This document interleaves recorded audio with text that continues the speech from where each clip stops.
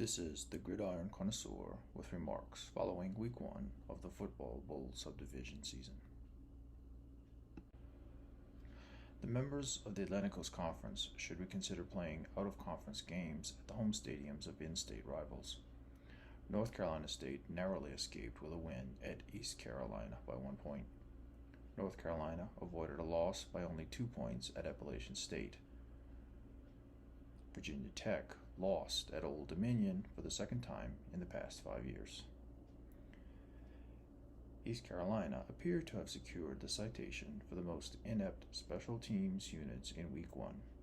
The Pirates had a punt blocked and returned for a touchdown late in the first quarter. Their kicker missed the game-tying extra point with less than 3 minutes left in the game. Then he missed the game-winning field goal with only a few seconds remaining. However, another team in purple and gold, LSU, surpassed that level of incompetence with 2 muffed punts recovered by Florida State, a blocked field goal and extra point, both coming from the extreme left side of the line, and a shanked punt for only 31 yards that gave the ball to Florida State at its 43-yard line. Other than the 1-point loss by LSU to Florida State, the rest of the Southeastern Conference won all of its out-of-conference games in Week 1. If the SEC champion is in the college football playoff, while the Pac-12 champion is excluded, especially if the SEC has 2 members in the college football playoff, Week 1 results will explain why. The 2 highest-rated Pac-12 teams, Oregon and Utah, lost to SEC teams. The apologists for the Pac-12 will blame the losses on the fact that the matchups took place in Atlanta and in Gainesville. These attempted excuses ignore 2 crucial facts. First, Oregon played Georgia inside of a dome, negating any drawback of playing in the high heat and humidity of Athens, Georgia in early September. Second, the location of the game in Atlanta does not explain the complete thrashing.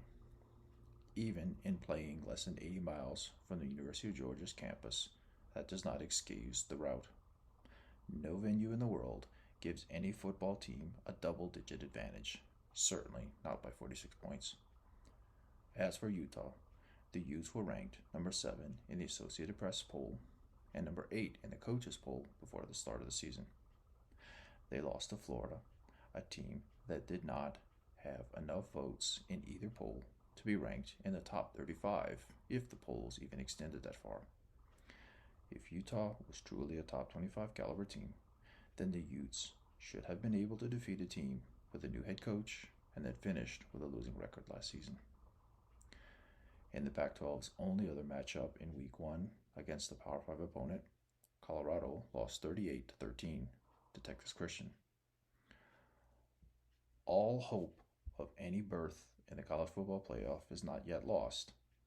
However, the Pac-12 has few remaining opportunities to defeat opponents from other Power 5 conferences. There are 3 opportunities against Big Ten opponents and 1 each against the Big 12 in the Southeastern Conference. The Big Ten should reconsider its decision to schedule conference games as season openers.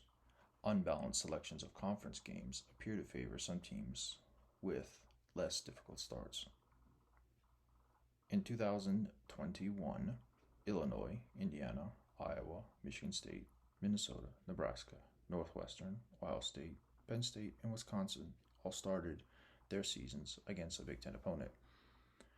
This season, Illinois, Indiana, Penn State, and Purdue did so. However, in neither year did Maryland, Michigan, or Rutgers face a Big Ten opponent in Week 0 or Week 1.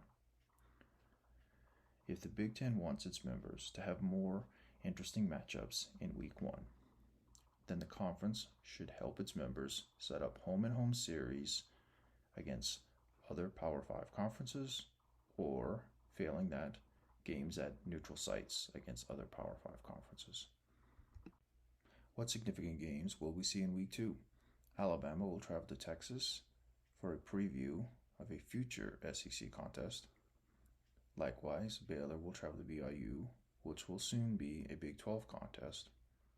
Kentucky will travel to Florida to see who will be able to challenge Georgia for the Southeastern Division. Southern California will travel to Stanford to see if the Trojans are truly back. Tennessee will travel to Pittsburgh in an early test to see if either Tennessee or Pittsburgh can continue to build on last year's success. Washington State will travel to Wisconsin. The Cougars will seek to claim some glory that has been diminished over the first week by the Pac 12.